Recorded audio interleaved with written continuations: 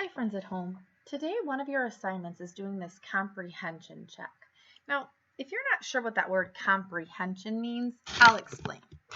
Comprehension means, do you understand? How much do you understand and remember from what you're reading?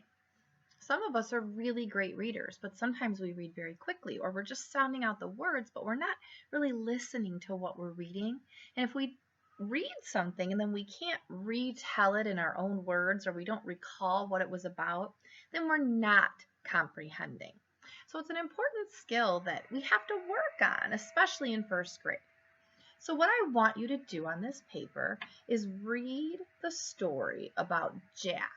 Okay, so you'll read the words and do your best to read it on your own, because these are all words that by now you should be able to read on your own. And when you're finished reading the story, and if you have to read it a couple times to comprehend it, that's okay. When you are finished reading the story, there are 4 questions about the story to let me know if you remember and understand what you read. So the first thing you should do is always the same. Take out your pencil and write down your name. After you have your name on this, go ahead and read the story. I'll read the first couple of sentences with you, and I want you to do the rest on your own, because really this is a great assessment for Mrs. Hatkoff and I to see where you're at with your comprehension. So here we go. Every day Jack goes to the pond. He has a special friend that he visits at the pond. Jack's special friend is a frog named Jump. You finish reading the story and then you'll answer the questions. While you're reading the story, let's read the questions so you can think about them. Number 1 says, what is a good title for the story?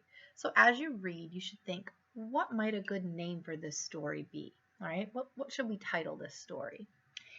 The second one says, what is the setting of the story? Remember, a setting is where it happens. So right now, your setting for school is at home, and sometimes our setting is here in the classroom. Other times the setting could be outside, a setting could be in a church, a setting could be at the park.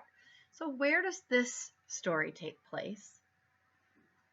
Number 3 says, how is Jump different than other frogs? So make sure as you're reading, you try to figure out the answer to that question. And then the last one says, why do you think Jump usually wins the games? So try to figure out those answers as you read.